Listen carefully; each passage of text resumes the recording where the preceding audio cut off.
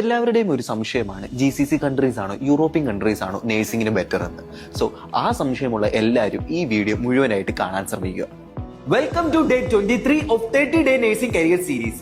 ഇന്ന് നമ്മൾ GCC കൺട്രീസിലെയും European കൺട്രീസിലെയും നഴ്സസിനോട് സംസാരിച്ച് ഈ ക്വസ്റ്റ്യന്റെ ഒരു ആൻസറുമായിട്ടാണ് വന്നേക്കുന്നത്.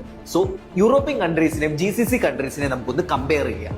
GCC കൺട്രീസിന്റെ ഫസ്റ്റ് ബെനിഫിറ്റ് ഏതാണെന്ന് നോക്കുവാണെങ്കിൽ ആദ്യം ടാക്സ് ഫ്രീ സാലറി.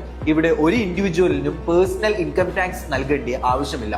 സോ നിങ്ങൾക്ക് കിട്ടുന്ന എല്ലാ സാലറിയും സേവിങ്സ് അല്ലെങ്കിൽ നിങ്ങളുടെ ചെലവിനായിട്ട് തന്നെ ഉപയോഗിക്കാൻ സാധിക്കും. രണ്ടാമതായിട്ട് modern and well equipped hospitals. GCC കൺട്രീസിലുള്ള ഏതൊരു ഹോസ്പിറ്റൽ എടുത്ത് നോക്കുവാണെങ്കിലും അത് well modernised and technology integrated ആയിരിക്കും. മൂന്നാമതായിട്ട് high demand for nurses. GCC കൺട്രീസിൽ ഇപ്പോഴും നഴ്സസിന്റെ ഷോർട്ടേജ് ഉണ്ട്. സോ അവിടെ കണ്ടിന്യൂസ് റിക്രൂട്ട്മെന്റ് ഓഫ് നഴ്സസ് ആണ് നടക്കുന്നത്. നാലാമതായിട്ട് safest country for you and your family.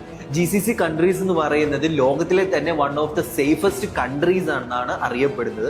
So നിങ്ങൾക്ക് അവിടെ താമസിക്കുമ്പോൾ ഒരു വിധത്തിലുള്ള പേടിയും വേണ്ട. അഞ്ചാമതായിട്ട് ഇംഗ്ലീഷ് ലാംഗ്വേജ് പ്രൊഫഷൻസി എക്സാമിന്റെ ആവശ്യകത GCC കൺട്രീസിൽ വരുന്നില്ല. കാരണം INC സിലബസ് അനുസരിച്ച് ഇന്ത്യയിൽ നിന്ന് പാസ്സാവുന്ന ഏതൊരു നഴ്സിംഗ് വിദ്യാർത്ഥിയും ഇംഗ്ലീഷ് ലാംഗ്വേജിലാണ് അവരുടെ നഴ്സിംഗ് കരിക്കുലം പാസ്സാവുന്നത്. സോ ഇവിടെ നമ്മൾ GCC കൺട്രീസിൽ നോക്കുമ്പോൾ അവിടെ ഇംഗ്ലീഷ് ലാംഗ്വേജ് പ്രൊഫഷൻസി എക്സാമിന്റെ ആവശ്യകത വരുന്നില്ല. ആറാമതായിട്ട് competitive pay for freshers and for experience nurses.